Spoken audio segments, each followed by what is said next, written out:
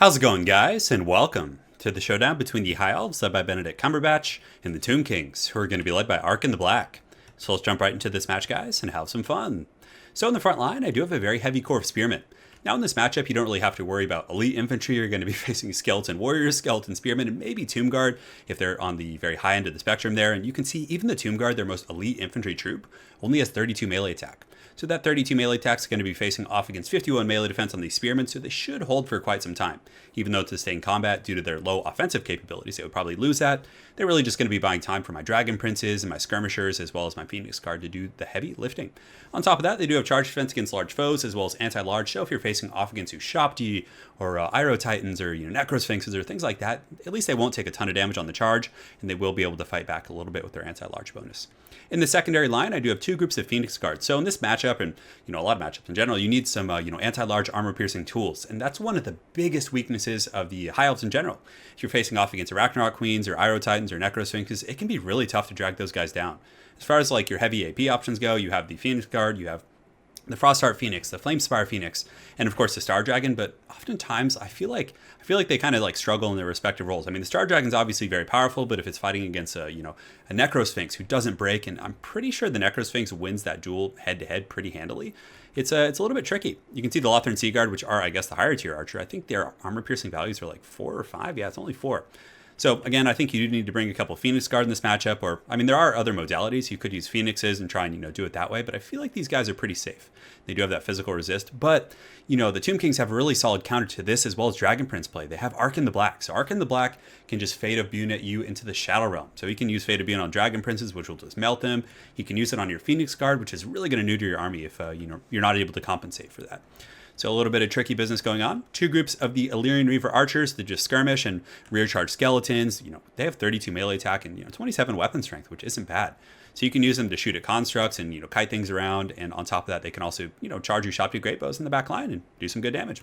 And I decided to try out Dragon Princes. I figured I could be charging Tomb Guard, and they are pretty strong. I mean, they can run over any of the like these Nehekar horsemen. If they take the fight, are just going to get melted so bad.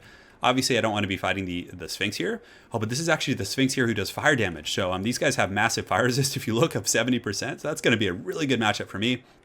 Ark in the Black here is ready to party. And that's pretty much it for my army. One more group of Dragon Princes on the far side. For my opponent, Skeleton Warriors and Tomb Guard in the front line. A bunch of Ushapti, probably expecting some like White Lions or, Swordmaster of Hoth or something. But against the Spearmen, they won't be that effective. And on top of that, he does, of course, have Great Bows in the back line who are always a terror in the night. So you can see they're already shooting at some of my guys over here. So without further ado, guys, let's get the show on the road. So over here, it looks like he's going to use the Skeleton Horseman to take the brunt of my Dragon Prince charge, which is going to be good for me. And then he's going to follow up with Ark in here, as well as the Sphinx, who's going to be using, the Sphinx isn't going to be using, but he's going to be using that Fate of Bune on my Dragon Princes, which is going to be pretty devastating. I figured that I might be able to get enough shock damage on these Nehekar horsemen to crumble them really quick, and then I could just pull back. Unfortunately, I did have to overcommit there a little bit, and you can see the Fate of Bune is just doing a ton of damage. So in the meantime, I did ride Teclis over, Benedict Cumberbatch as we call him, and I get a pretty good regrowth, so I haven't lost too many models. I've only lost 7 models here, and I'm able to get that regrowth, so I might be able to counteract the, just raw power of that Fate of Bune and heal up a little bit, even though my guys do terrify and break. Surprised they're not immune to psychology. In the front line, you can see the Spearmen are going to be fighting against the Skeleton Warriors, and the Ushapti do come in there.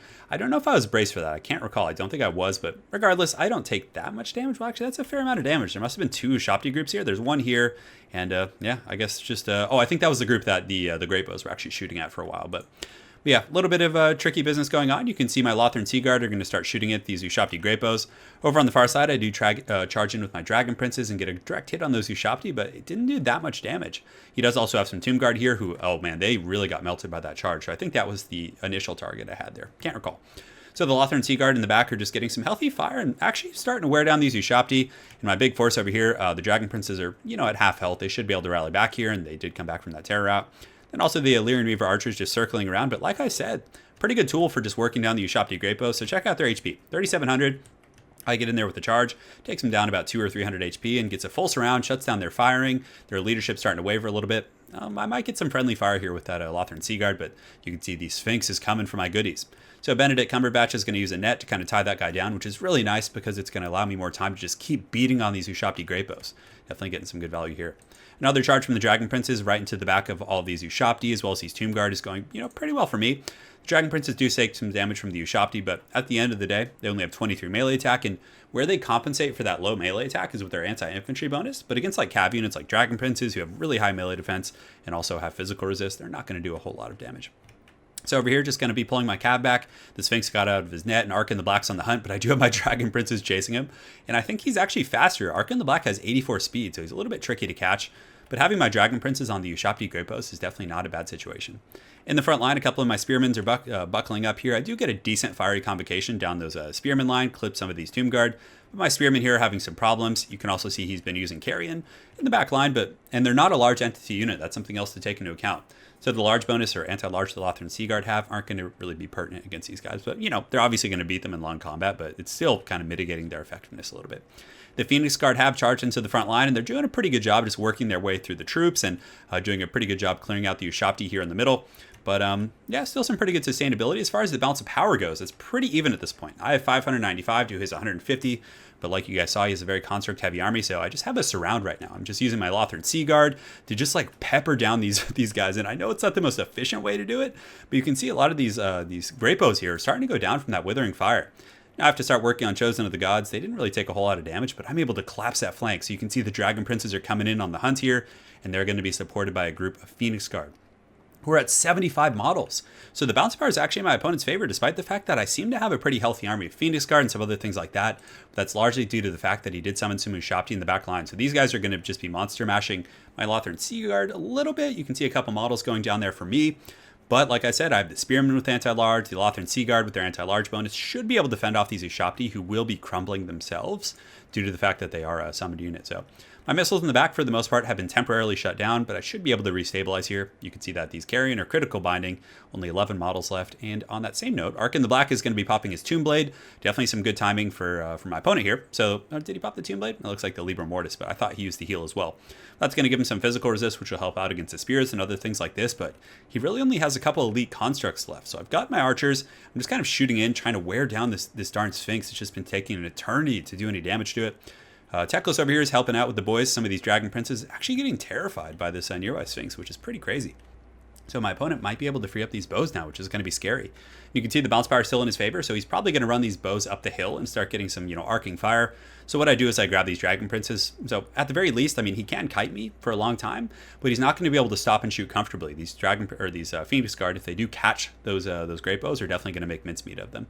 He's also going to be pulling the Sphinx, so I do get my reserve Dragon Princes and other troops to come over there and help out. And you can see that Teclis just gets pounded right there by the Sphinx. So man, some heavy damage coming in. So I popped the Potion of Koroi, which is going to give me 44% ward save and also heal me. So you guys saw how hard he hit me even with that active. So that thing just hits like a truck. And also a Spirit Leech from Arkin the Black. But for the first time in the battle, the bounce power is coming a little bit in my favor there. The Ushabti in the back have crumbled. Arkin the Black has been surrounded and just taken down by the Azrai here. Not Azrai, the Aser or whatever they're called. I get them all confused. And the Tomb Guard here, I think he's got 51 models left. But with Arkin the Black going down, he really just has these big constructs. And I don't know if he's going to have enough kind of oomph to really get through these Phoenix Guard. I have 63 models here. I have Spearmen. Pretty much everything I have left has anti-large or is fast enough to, out-kite him here. So, knowing it's a pretty wild battle back here, I do send in my Cav, these Illyrian Reavers, who have lost their martial they don't have prowess, martial mastery. So they're a little bit weaker now, but still that charge is going to have some effect on these Chosen of the Gods. You can also see that my Lothran Sea Guards still have ample ammunition. They're shooting in there. They're withering these guys down. And Benedict Cumberbatch is just, cackling Doctor Strange up here in the trees. And happy to be alive. That's probably what he's thinking. The Phoenix Guard here, I got 20 models coming in. Just all these anti-large spears and other things. And looks like that's going to be it. So well played to my opponent. It was definitely a fun game. And I thought that was a little bit of a tricky matchup. But the Phoenix Guard did pretty well. But I don't know how many Fate Abunas. I feel like he didn't get too many.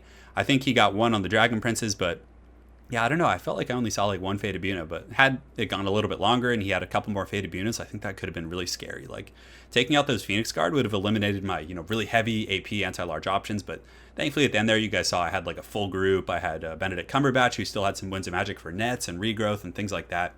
But I really like the Lothern Seaguard and the Spearman front line. I feel like the Spearman, like, you don't need much there. And what really determines the outcome of that game is taking out the constructs anyways. So I was like, just use these guys and then use, the Phoenix Guard and the Dragon Princes to just charge down the Ushabti Great Bows and the regular Ushabti. And also the fact that he brought the Regiment of Renown. And this is another thing I wanted to point out in this game, in this replay, is that the Regiment of Renown does fire damage. So it's going to, be counterbalanced by the 70% physical resist or fire resist of the Dragon Princes. So definitely against the High Elves, I would probably recommend bringing the regular, what's it called, Necrosphinx. That was just my 2 cents. But aside from that, I liked his army Tomb Guard, just kind of holding in the front line. You get some Ushabti to really pound my infantry. Thankfully, I had like anti-large everywhere. The fight on the other side, the Nehekar Horsemen, I would probably honestly just cut those.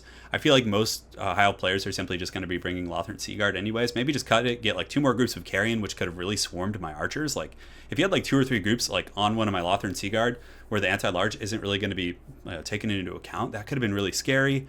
Great Bows are incredibly powerful here. I think having them focus fire the Phoenix Guard, maybe draw out the battle a little bit, like sit further back and then like fight a little bit with the Ushabti Great Bows. Shooting my Phoenix Guard could have been very good, but ultimately the Dragon Princes and just kind of the sheer willpower of the High Elves was able to really push through there. So very well played to my opponent, Shiny Spells. Look forward to running into you again on ladder, and hopefully you guys enjoy this High Elf versus Tomb King showdown. Have an excellent night, guys, and take care.